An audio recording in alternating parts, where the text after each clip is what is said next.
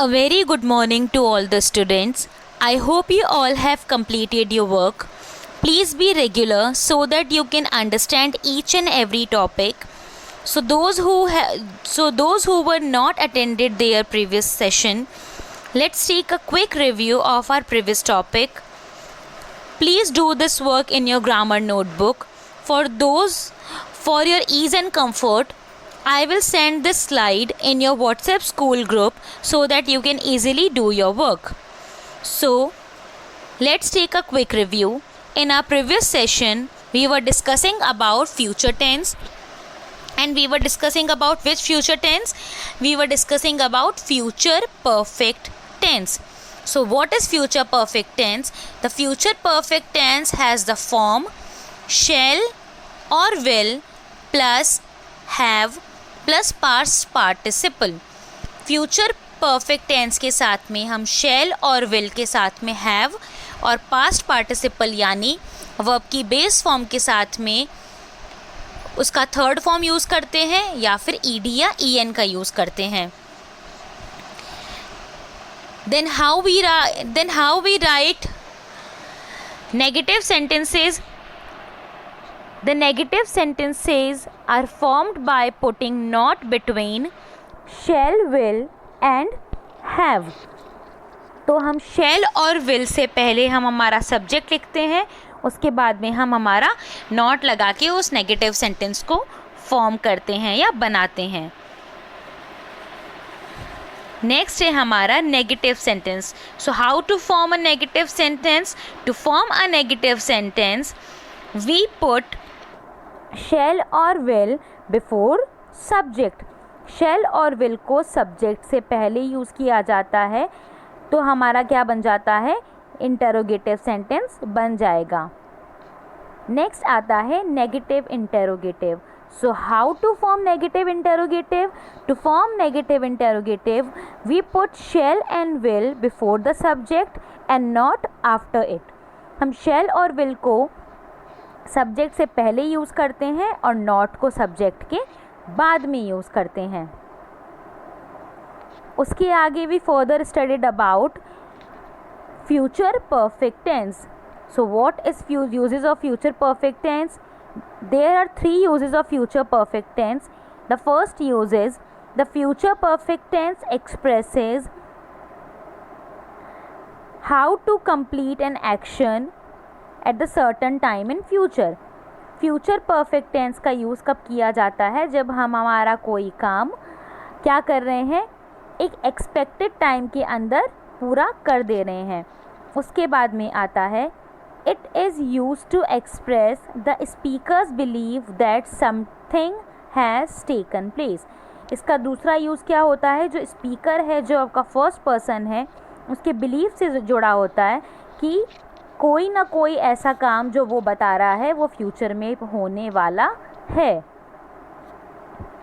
Next इसका use था the future perfect tense expresses an action that is expressed by completing by the certain time in future. किसी certain time में future में कोई काम जब ख़त्म हो रहा है तो उसके लिए भी किसका यूज़ किया जाता है? फ्यूचर परफेक्ट टेंस का यूज़ किया जाता है. सर्टन का मतलब होता है कि श्योरली इस दिए हुए टाइम में वो काम कंप्लीट हो जाएगा. For example they will have reach the station in half an hour.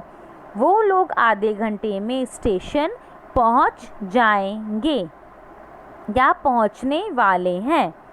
Next example है he will have finished his homework by this time.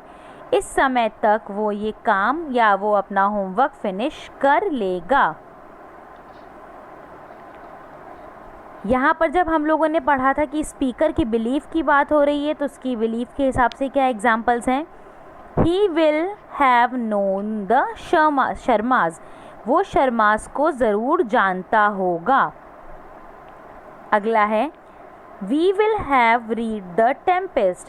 हम लोग The Tempest ज़रूर पढ़ेंगे. नेक्स्ट हमारा टेंस आता है future perfect progressive tense. This is the last part of our tense. How to form future progressive tense? We use shall or will plus have plus been plus present participle. shall और will के साथ में have been का use होगा और किसका use होगा? present participle का यूज़ किया जाएगा. For example, she will have been cooking now.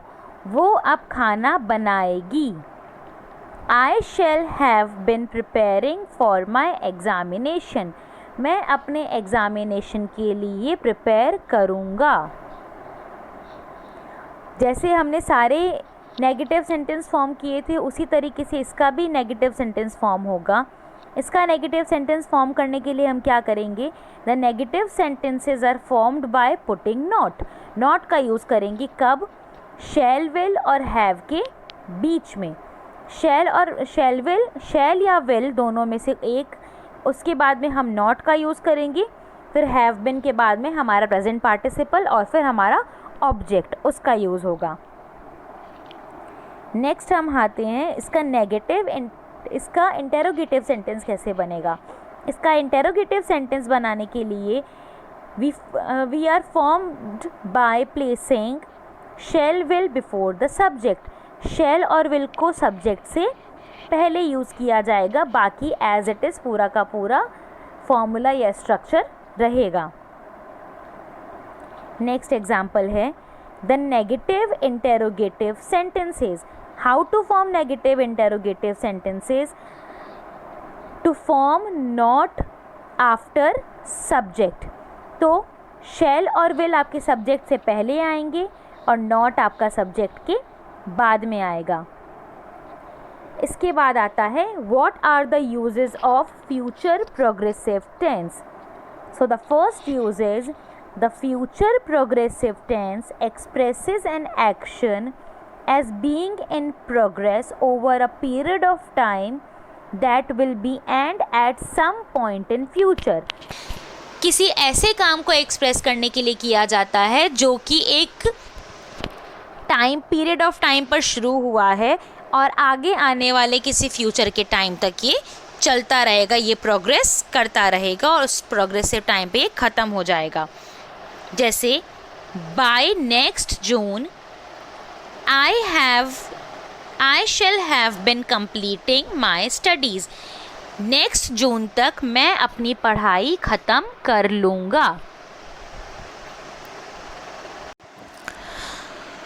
So students, this is the end of our topic.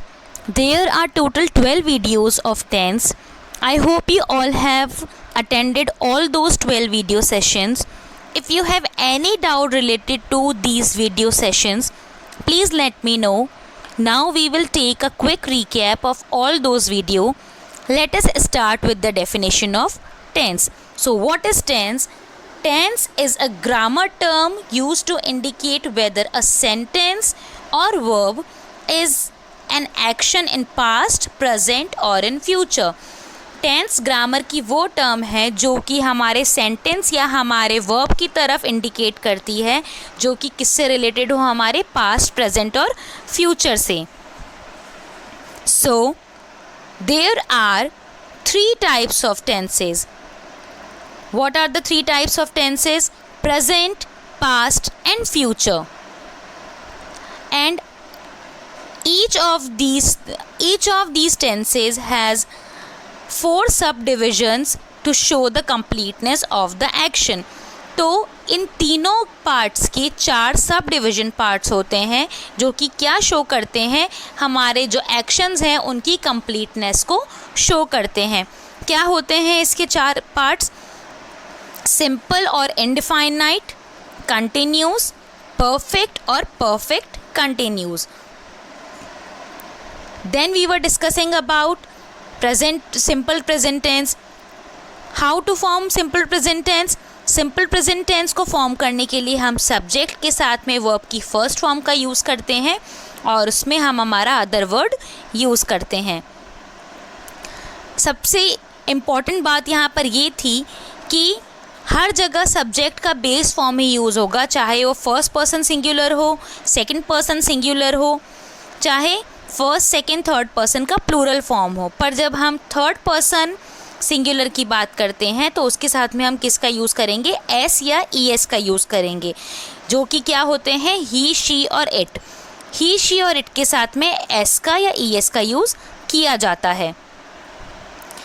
अब हम आते हैं नेक्स्ट पे, ईएस का यूज़ कहाँ पर किया जाता है। ईएस का यूज़ उन सेंटेंसेस पे किया जाता है या उन वर्ब की फॉर्म पर किया जाता है जो कि ओ पर, सी एच पर, एस एच पर, टी एच पर, एस एस पर, जी एच पर और जेड पर ख़त्म होते हैं। उस पर हम ई एस का यूज़ करते हैं, बाकी जगह किसका यूज़ होगा, एस का ही यूज़ होगा। उसके बाद में हमने इसका नेगेटिव फॉर्म बनते हुए देखा था। नेगेटिव फॉर्म बनाने के लिए हम नॉट का यूज़ करते हैं। अगर हम इसका इंटेरोगेटिव बनाएंगे तो इंटेरोगेटिव बनाने के लिए क्या करेंगे, डू या डस का यूज़ करेंगे। डू या डस के साथ में हम सब्जेक्ट और अपना रूट फॉर्म को यूज़ करेंगे वर्ब का। फिर हमने नेक्स्ट पढ़ा था इसके यूजेस क्या होते हैं। तो there are several types of uses. So what are the uses? To express universal truth, habitual action, permanent state, for exclamatory, for the clauses like if and then, if and when, या फिर हमारा कोई action जो हमारी future journey को indicate कर रहा हो, हमारी कोटेशन को इंट्रोड्यूस करने के लिए, रनिंग कमेंट्रीज़ के लिए या किसी नरेशन को बताने के लिए जो कि किसी ड्रामेटिक वे में यूज़ हो रहा हो। यहाँ पर फिर हमने कुछ इसी से रिलेटेड एग्जाम्पल्स भी पढ़े थे। उसके बाद में हमारा नेक्स्ट टॉपिक था present progressive tense. So how to form present progressive tense. Present progressive tense को बनाने के लिए हम सब्जेक्ट के साथ में इज़, आर, एम का यूज़ करेंगे और प्रेजेंट पार्टिसिपल का यूज़ करेंगे। प्रेजेंट पार्टिसिपल आपको पहले बताया गया था क्या होता है। प्रेजेंट पार्टिसिपल वर्ब के साथ में आईएनजी का यूज़ किया जाता है। इसी तरीके से आगे इसके कुछ यूजेस थे कि इसका आप नेगेटिव सेंटेंस कैसे बनाएंगे। नेगेटिव सेंटेंस आप नॉट बना के लगाएंगे, और अगर आप नॉट बना के कोई सेंटेंस लगा रहे हैं और अपोस्ट्रोफस का यूज़ करते हैं तो आप इज़ नॉट को इज़ेंट, एम नॉट को एंट और आर नॉट को आरंट लिख सकते हैं, तो वो भी गलत साउंड नहीं होगा। इस फॉर्म को क्या बोलते हैं, कॉन्ट्रैक्टेड फॉर्म बोलते हैं। उसके बाद में हमने प्रेजेंट प्रोग्रेसिव टेंस की कुछ यूजेस पढ़े थे। फिर हमारा नेक्स्ट टॉपिक था present perfect tense. So present perfect tense को कैसे फॉर्म किया जाता है। सब्जेक्ट के साथ में हैज़ और हैव का यूज़ किया जाता है और पास्ट पार्टिसिपल या ईडी और ईएन का यूज़ किया जाता है। यहाँ पे बहुत ही क्लियरली मेंशन है कि हैज़ का यूज़ थर्ड पर्सन सिंगुलर के साथ किया जाता है और हैव का यूज़ प्लूरल फॉर्म जैसे आई, वी, यू, दे के साथ में किया जाता है। इसी तरीके से आप इसका नेगेटिव सेंटेंस नॉट बना के लगाएंगे।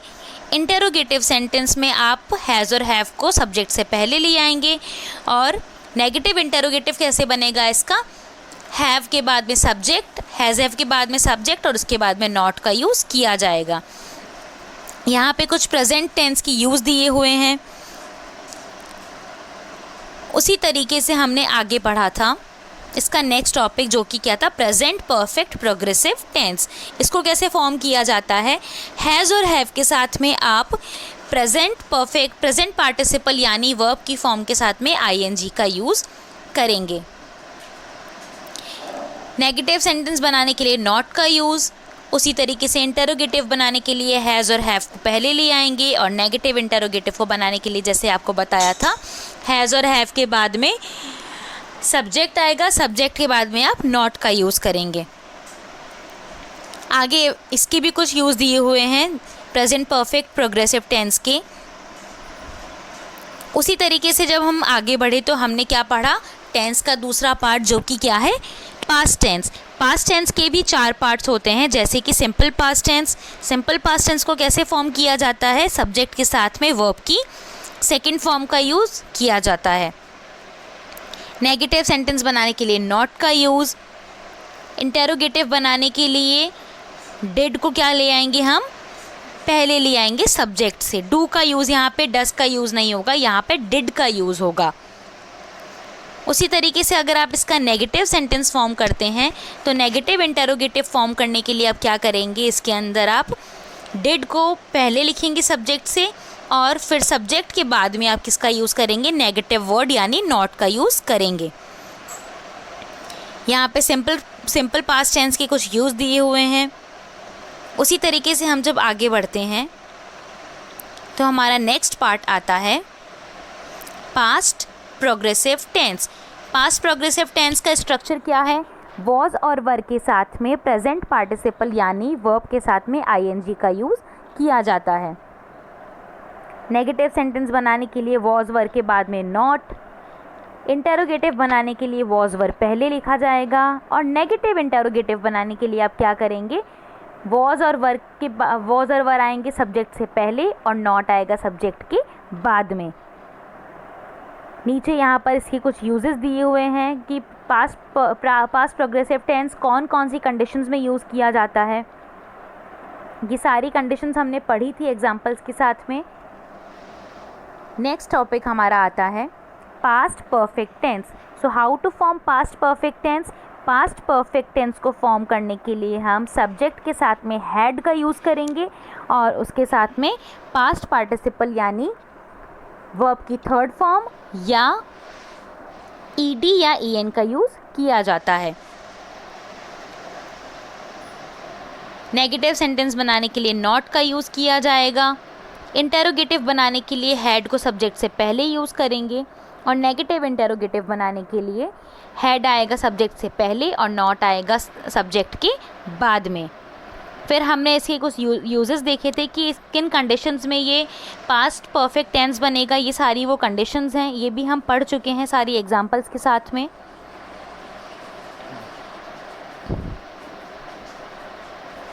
फिर हम आते हैं पास्ट परफेक्ट प्रोग्रेसिव टेंस की तरफ। पास्ट परफेक्ट प्रोग्रेसिव टेंस को कैसे फॉर्म करते हैं, हैड के साथ में बिन का यूज़ होता है और प्रेजेंट पार्टिसिपल यानी वर्ब की फर्स्ट फॉर्म के साथ में हम आईएनजी का यूज़ करते हैं। सो नेगेटिव सेंटेंस बनाने के लिए हैड और बिन के बीच में लग जाएगा नॉट। इंटेरोगेटिव बनाने के लिए हैड आ जाएगा सब्जेक्ट से पहले और बिन आ जाएगा सब्जेक्ट के बाद में।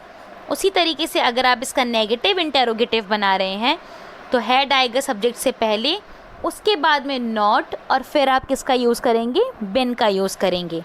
बाकी पूरा ऑब्जेक्ट सेम रहेगा। टेंस को याद रखने के लिए आपको अगर इसके स्ट्रक्चर्स अच्छे से याद है तो आप टेंस के सेंटेंसेस को इजीली फॉर्म कर सकते हैं। यहाँ पे कुछ यूजेस दिए हुए हैं पास्ट परफेक्ट प्रोग्रेसिव टेंस के और हर यूज़ के साथ में उसका एक एग्जाम्पल दिया हुआ है ताकि आप उस एग्जाम्पल को पढ़ के उसे समझ जाएं। नेक्स्ट हम आते हैं फ्यूचर टाइम रेफरेंस पे। फ्यूचर टाइम रेफरेंस क्या होता है, फ्यूचर टाइम रेफरेंस इंग्लिश में अलग अलग तरीके से फ्यूचर के टाइम को समझाया जाता है। जैसे सिंपल प्रेजेंट टेंस में भी फ्यूचर को बताया जाता है, प्रेजेंट प्रोग्रेसिव टेंस में भी फ्यूचर के टाइम को बताया जाता है। टू बी या बी टू होने वाला है उसमें भी यूज़ किया जाता है। बी अबाउट टू और बी गोइंग टू, इन तीनों का मतलब सेम होता है, होने वाला है। जहाँ पर ये वर्ड्स आते हैं उसमें भी फ्यूचर टाइम का रेफरेंस या यूज़ होता है। जैसे सिंपल प्रेजेंट टेंस में कैसे यूज़ होता है यहाँ पर शो कर रहा है, प्रेजेंट प्रोग्रेसिव टेंस में कैसे यूज़ हो रहा है ये भी यहाँ पर हमें शो करके बता रहा है। टू बी और बी टू का यूज़ कैसे हो रहा है सेंटेंस में वो भी हमें यहाँ पर बता रहा है। बी अबाउट टू के बारे में भी हमें यहाँ पे सेंटेंसेस में बताया जा रहा है और बी गोइंग टू में भी हमें सेंटेंसेस में नीचे बताया जा रहा है। जनरली हम फ्यूचर टेंस को बनाने के लिए मॉडल्स यानी शैल और विल का यूज़ करते हैं। जनरली शैल और विल का ही यूज़ होता है फ्यूचर टेंस के सब सेंटेंसेस को बनाने के लिए। जैसे पहले वाले 4 सब डिविजन्स थे तो फ्यूचर टेंस के भी 4 सब डिविजन है। सिंपल फ्यूचर टेंस शैल और विल के साथ में वर्ब की बेस फॉर्म का यूज़ होता है फ्यूचर टेंस में। नेगेटिव सेंटेंस बनाने के लिए नॉट, इंटेरोगेटिव में हम शैल और विल को सब्जेक्ट से पहले ले आएंगे और नेगेटिव इंटेरोगेटिव बनाने के लिए हम सब्जेक्ट के बाद में नॉट लगाएंगे और शैल और विल को सब्जेक्ट से पहले रखेंगे। उसी तरीके से इसमें एक सिंपल फ्यूचर टेंस के कुछ यूजेज हैं। उसके बाद में आता है हमारा next topic future progressive tense. Future progressive tense में शैल और विल के साथ में बी का यूज़ होता है और प्रेजेंट पार्टिसिपल यानी वर्ब की फर्स्ट फॉर्म के साथ में आईएनजी का यूज़ होता है। ऐसे ही इसका नेगेटिव सेंटेंस नॉट लगा के फॉर्म होगा। इंटेरोगेटिव बनाने के लिए शैल और विल के साथ में क्या लग जाएगा, शैल और विल सब्जेक्ट से पहले आ जाएंगे। और नेगेटिव इंटेरोगेटिव बनाने के लिए शैल और विल पहले आएंगे, फिर सब्जेक्ट आएगा, फिर आप नेगेटिव वर्ड यानी नॉट का यूज़ करेंगे, बाकी पूरा ऑब्जेक्ट सेम रहेगा। उसी तरीके से आगे कुछ यूजेस दिए हुए हैं सिंपल फ्यूचर प्रोग्रेसिव टेंस के। उसके बाद था future perfect tense. Future perfect tense को बनाने के लिए शैल और विल के साथ में हैव का यूज़ और पास्ट पार्टिसिपल यानी ईडी, ईएन या वर्ब की थर्ड फॉर्म का यूज़ किया जाता है। आगे इसके कुछ यूजेस हैं फ्यूचर परफेक्ट टेंस के। उसके बाद में हमारा नेक्स्ट यानी लास्ट पार्ट था, इसका लास्ट सब डिवीज़न है future perfect progressive tense. Future perfect progressive tense को फॉर्म करने के लिए शैल और विल के साथ में हैव बिन का यूज़ किया जाता है और प्रेजेंट पार्टिसिपल यानी वर्ब की फर्स्ट फॉर्म के साथ में आईएनजी का यूज़ किया जाता है। नेगेटिव सेंटेंस बनाने के लिए नॉट, इंटेरोगेटिव बनाने के लिए शैल विल पहले, और अगर आप इसका नेगेटिव इंटेरोगेटिव बना रहे हैं तो शैल विल आपका सब्जेक्ट से पहले और नॉट आपका सब्जेक्ट के बाद में यूज़ होगा। आगे इसके कुछ यूजेस दिए हुए हैं। So thank you students.